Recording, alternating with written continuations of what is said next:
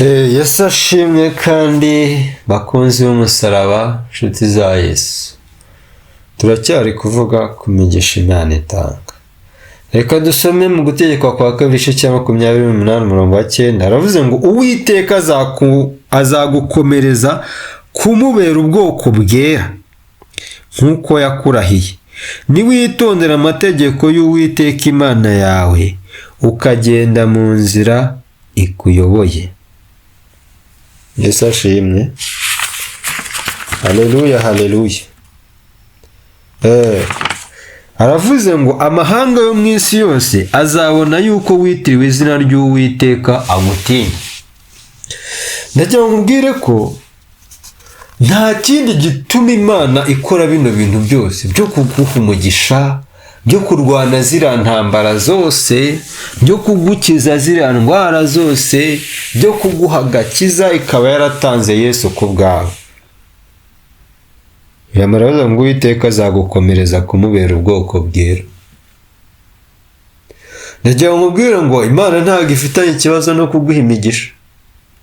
Ntabwo Imana ifitanye ikibazo no kukugirira neza, ukubaka urugo rwiza. Ntabwo Imana ifitanye ikibazo no kugukorera ubukwe. Ntabwo Imana ifitanye ikibazo no kukwishyurira ayo mashuri ukayarangiza akazanakugirira akamaro. Imana ntabwo ifitanye ikibazo no kugusohoreza amasezerano, kuko ijambo Pawulo yabwiye Abefeso aravuga ngo nuko ibasha gukora ibiruta cyane ibyo dusaba n'ibyo twibwira, nk'uko imbaraga zayo zidukoreramo. Ni ukuri Imana ifite ubushobozi bukomeye bwo kukugirira neza. Haleluya. Rero ariko icyo Imana ibigambiriye ni uko ngo Uwiteka azagukomereza. Impamvu Uwiteka agukomeza, imikira ikaza akagukomeza, akagufata, akakubwira ngo bakakuri ngiye kuko ari jye rutare.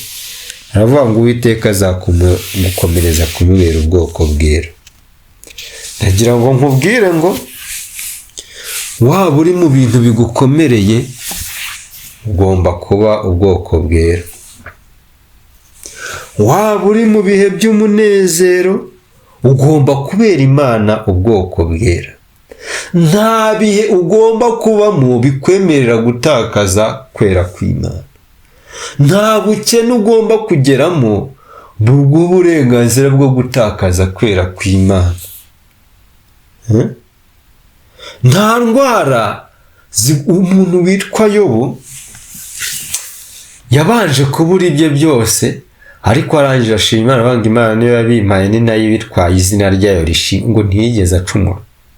Yobu ararwara, arababara, umubiri umuriye, aravuga ngo ariko wa mubiri we, aravuga ngo icyo nzi cyo ni uko umucunguzi wanjye ariho, ngo kandi amaherezo azahagarara mu isi. Aravuga ngo kandi uruhu rwanjye nirumara kubora nzareba Imana. Yari azi ko ibyiringiro bye ntabwo bigarukira mu isi, yari azi ko final destination, icyerekezo cye cya nyuma ari mu ijuru. Aravuga ngo nzareba Imana afite undi mubiri. Aravuga ngo umutima, amaso yanjye, umutima wanjye umarwa n'urukumbuzi. Ndagira ngo ubwire ngo nta bukene bugomba kukumara imbaraga z'umutima. Ibyo uvuga ngo wishoye mu burayi ngo kubera ngo ubukenere kare, izo ni intege nke zawe na Satani wagutsinze. N'ibyo by'ubwoba bwawe, wirwa utanga za ruswa, wirwa utekinika, ibyo bintu nta migisha kuri. Igituma Imana igukomeza ni ukugira ngo uyibere ubwoko bwera.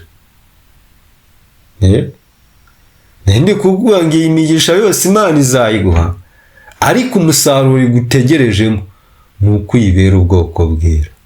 Niba uri umucuruzi, curuza nk'umukristo, umenye ko imigisha yawe iva mu ijuru.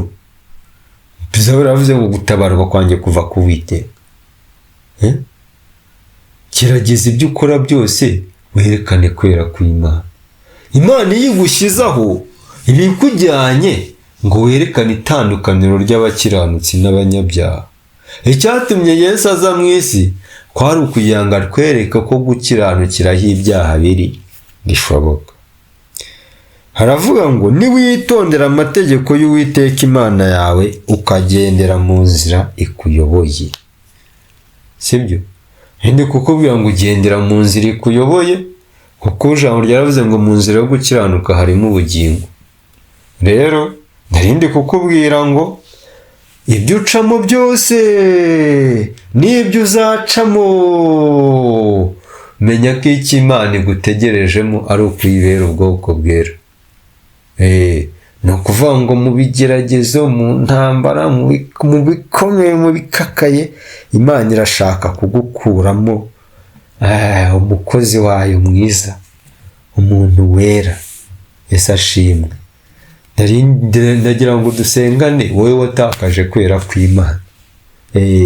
Watakaje kwera kw'Imana, uri umunyeshuri uraho urakopera, wowe watakaje kwera kw'Imana.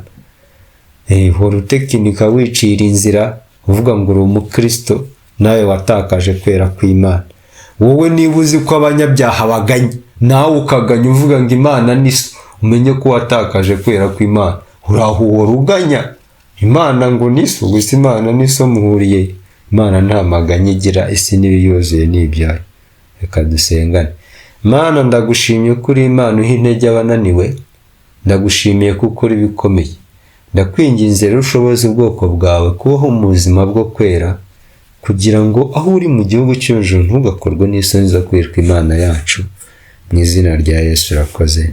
Amen.